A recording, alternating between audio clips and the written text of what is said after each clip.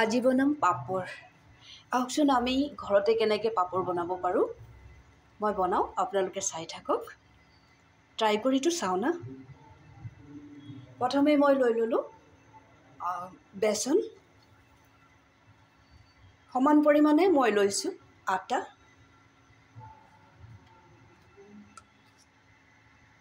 এতিয়া মই ইয়াত দি দিম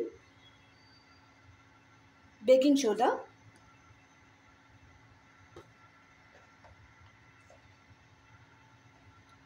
অলপ দিম জলকীয়াৰ গুড়ি,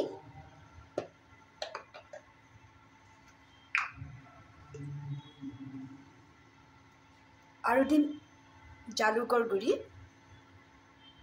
জালুকৰ গুড়িটো অকণমান বেছিকৈ দিলোঁ।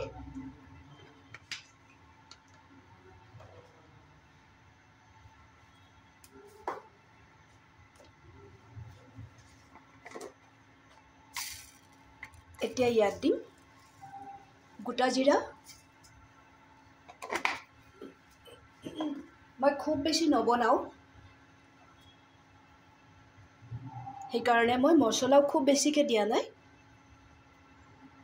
এতিয়া মই গোটেইখিনি বস্তু একেলগতে সানি লওঁ।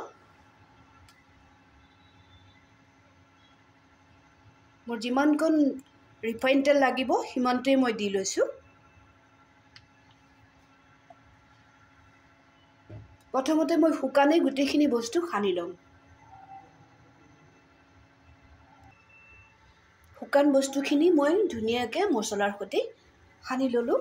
এতিয়া মই আমি যেনেকৈ আটা বা ৰুটি বনাবৰ কাৰণে বা লুচি বনাবৰ কাৰণে আটা বা ময়দা সানি লওঁ, তেনেকেই মই অলপ গৰম পানী ব্যৱহাৰ কৰিম। খুব বেছি কোমলো নকৰোঁ, খুব বেছি টানো নকৰোঁ, তেনেকৈ মই এটা ডো বনাই ল'ম।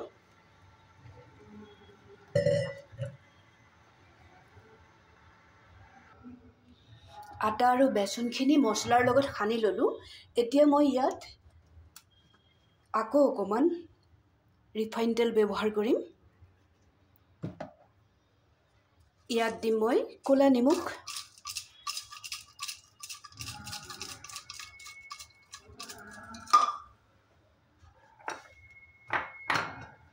আৰু আমি সদায় যিটো বগা নিমখ ব্যৱহাৰ কৰোঁ সেই নিমখটো অলপ দিম।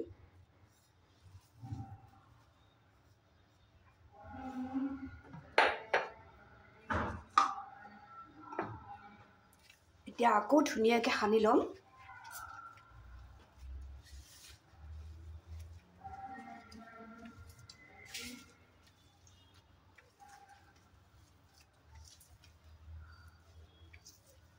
নিমখটো প্ৰথমতে নিদিব, কিন্তু মনত ৰাখিব মই যেনেকৈ দেখুৱাই দিছোঁ তেনেকৈ কৰিব আপোনালোকেও।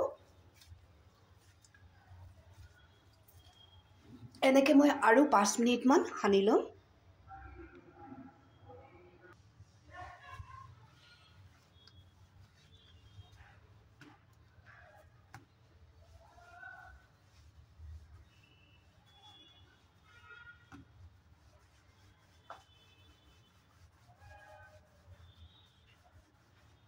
আটা আৰু বেচনখিনি মছলাৰ সৈতে খুব ধুনীয়াকৈ সানি ল'লোঁ।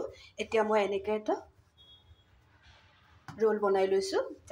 তাৰপিছত কি কৰোঁ চাই থাকক।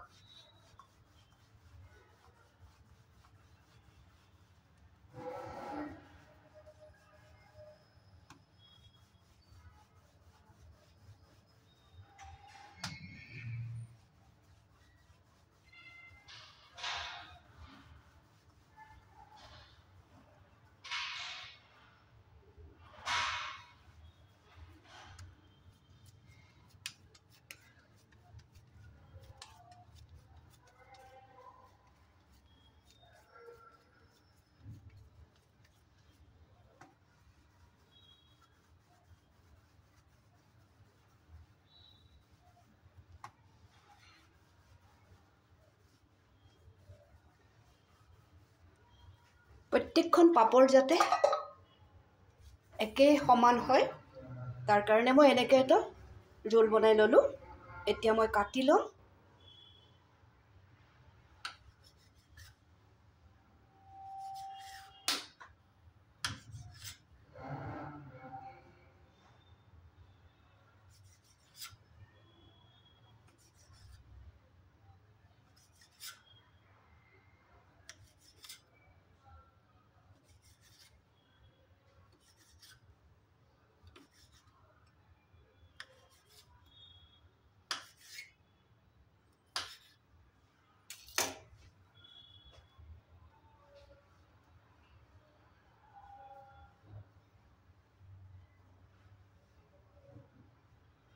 এখন পাপৰ মই আপোনালোকক বেলি দেখুৱাই দিম।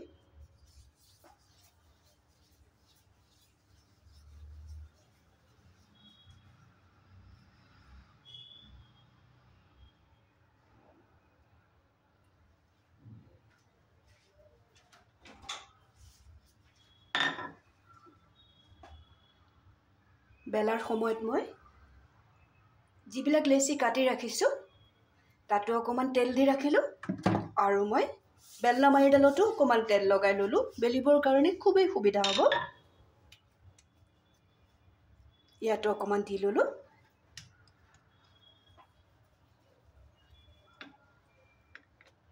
খুব বেছি পাতলাকৈ বেলিব লাগিব।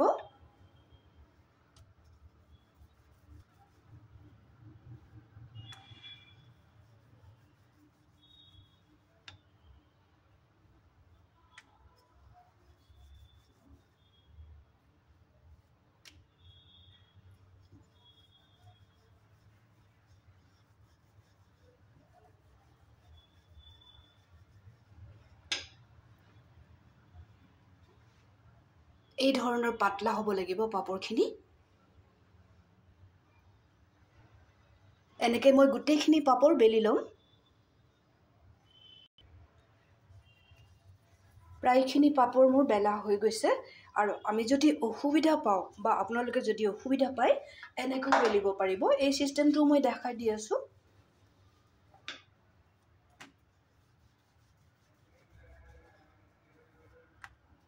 কিন্তু এটা কথা মনত ৰাখিব, যিমান পাৰে পাতলা কৰিব।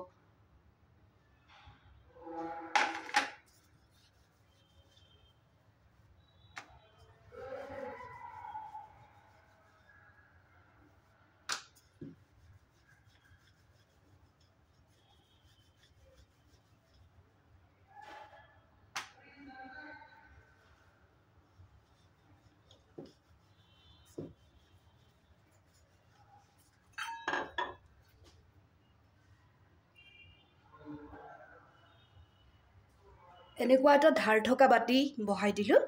সেইটো দি মই এনেকৈ অলপ আগতে প্ৰেছাৰ দিব লাগিব। তাৰপিছত ঘূৰাব লাগিব বাতিটো, নহ'লে কাটি নাযাব। এতিয়া বাকীখিনি মই উঠাই দিম। এইখিনিৰে আৰু এটা পাপৰ হ'ব বা আৰু এখন পাপৰ হ'ব।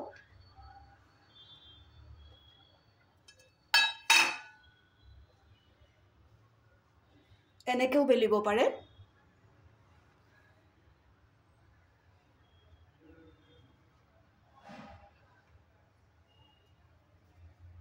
আৰু এখনো দেখাই দিছোঁ।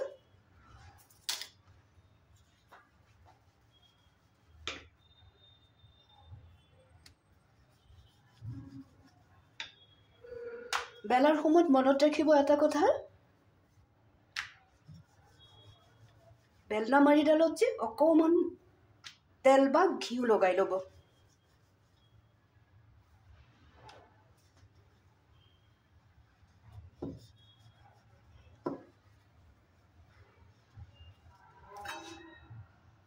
এনেকৈ বাতিটো বহাই দিলোঁ। বহাই দি বাতিটোৰ ছাইডবিলাক কিন্তু মোৰ খুবেই ধাৰ। এতিয়া এনেকৈ ঘূৰাই দিম। ঘূৰাই দিয়াৰ পিছত কাটি গ'ল পাপৰখন। বাকীখিনি মই এনেকৈ উঠাই দিলোঁ। এতিয়া আচল পাপৰখন উঠাই দিলোঁ। পাপৰখনো গোল হ'ল, দেখিবলৈও ভাল লাগিলে। পাতলা কৰি ডাঙৰকৈ যদি এখন আমি ৰুটিৰ আকাৰত বেলি লওঁ তেনেহ'লে এই ধৰণৰ ধাৰ থকা এটা বাতিৰে কাটি ল'লে হ'ল।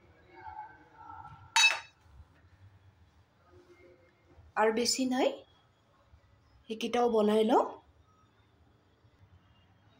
পাপৰখিনি মোৰ ধুনীয়াকৈ বেলা হৈ গ'ল। এতিয়া মই অলপ সময় ফেনৰ তলত দি ৰাখিম আৰু এতিয়া মই দুই এখন আপোনালোকক ভাজি দেখুৱাই ল'ম। বাকীখিনি মই অলপ ৰ'দত শুকুৱাই ল'ম।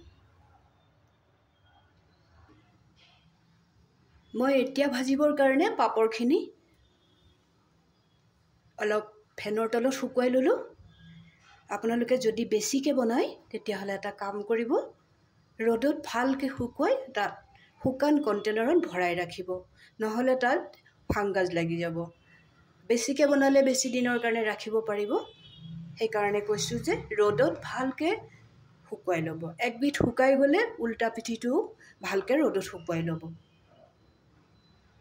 মই কেৰাহীত তেল দি দিছোঁ, ৰিফাইন তেলেই ব্যৱহাৰ কৰিছোঁ।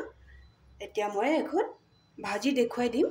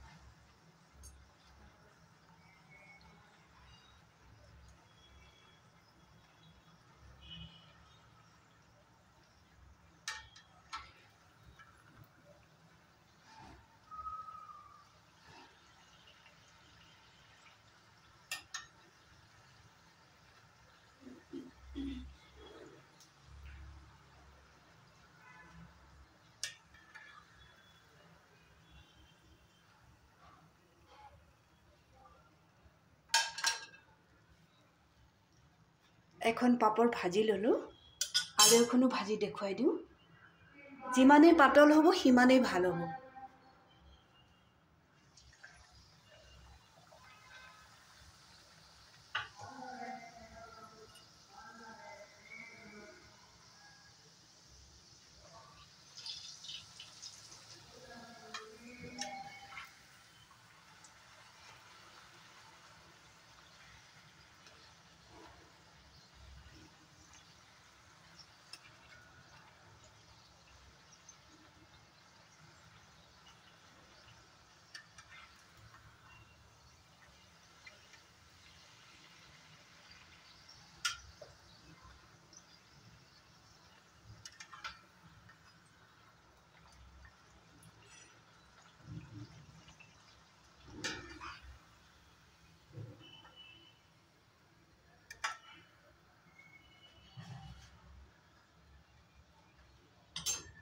এনেকৈ মই বাকীখিনি পাপৰো ভাজি ল'ম।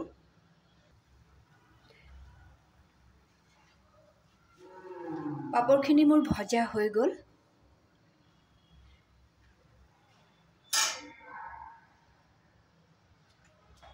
মই এখন পাপৰ ভাঙি দেখুৱাম।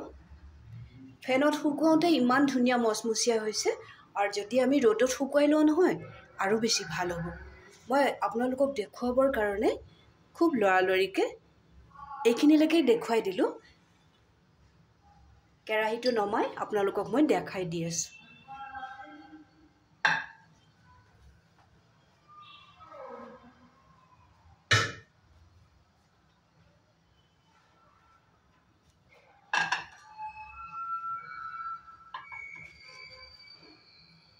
এখন পাপৰ ভাঙি দেখুৱাই দিওঁ। আৰু মই ইমানেই পাতলকৈ বেলিছোঁ, এইখন কিন্তু মই বাতি দি কটা নাছিলোঁ। বাকীখিনি মই বাতি দি কটাৰ কাৰণে খুব বেছি গোল হৈছিলে।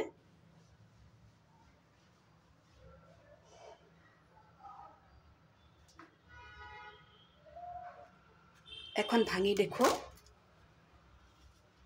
একেবাৰেই মচমচীয়া হৈছে।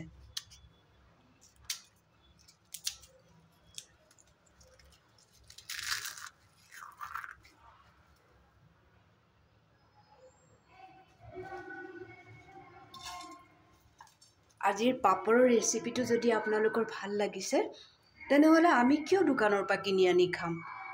আমিও শিকোচোন। আজিতো মই ট্ৰাই কৰি চালোঁ, পাৰিলোঁ, আৰু খুবেই ভাল হৈছে। কাৰণ আপোনালোকে মোক ভিডিঅ'ত দেখিছে বা ভিডিঅ'ত বনোৱা দেখিছে, কিন্তু মই সঁচাকৈয়ে কৈছোঁ খুব বেছি ভাল হৈছে পাপৰখিনি। মছলাখিনি একেবাৰে জোখমতে দিব। গোটা জিৰা দিব, জালুকৰ গুড়িটো অকণমান বেছিকৈ দিব, আৰু আমি জলকীয়াৰ গুড়িটো নিদি যদি চিলি ফ্লেক্সটো দিওঁ তেনেহ'লে আৰু বেছি ভাল হ'ব। নিমখটো জোখমতে দিব। বগা নিমখটো দিলেও যদি ক'লা নিমখটো দিয়ে আৰু বেছি টেষ্টি হয়। যদি আপোনালোকৰ এই পাপৰৰ ৰেচিপিটো ভাল লাগি থাকে তেনেহ'লে লাইক শ্বেয়াৰটো কৰিবই। যদি মোৰ পেজত কোনোবা নতুন আছে তেওঁলোকে ছাবস্ক্ৰাইব কৰি দিব। আৰু বহুত কিবা ভুল ভাল যদি কৈছোঁ তেনেহ'লে মোক একদমেই মাফ কৰি দিব। আজি ভাবিলোঁ মই অসমীয়াতেই বনাওঁচোন, যিহেতুকে মই একেবাৰে খাটি অসমীয়া। সদায় মই বেংগলীতে ভিডিঅ'বিলাক বনাই আছিলোঁ, প্ৰত্যেকেই বুজি নাপায়, যাৰ কাৰণে মই আজি অসমীয়াতে বনাই দেখুৱাইছোঁ। আপোনালোকেও প্লিজ এনেকৈ বনাই ঘৰতে থৈ দিব, ভালকৈ ৰ'দত শুকুৱাব, পাহৰি নাযাব, নহ'লে ফাংগাছ লাগি যাব। তেনেহ'লে বেছি দেৰি নকৰি আজিৰ কাৰণে ৰাখোঁ। ভালে থাকিব, সদায় সুস্থ থাকিব, হেল্ডি থকাৰ চেষ্টা কৰিব আৰু সদায় মোক হেল্প কৰি যাব। তেনেহ'লে আজি ৰাখিছোঁ।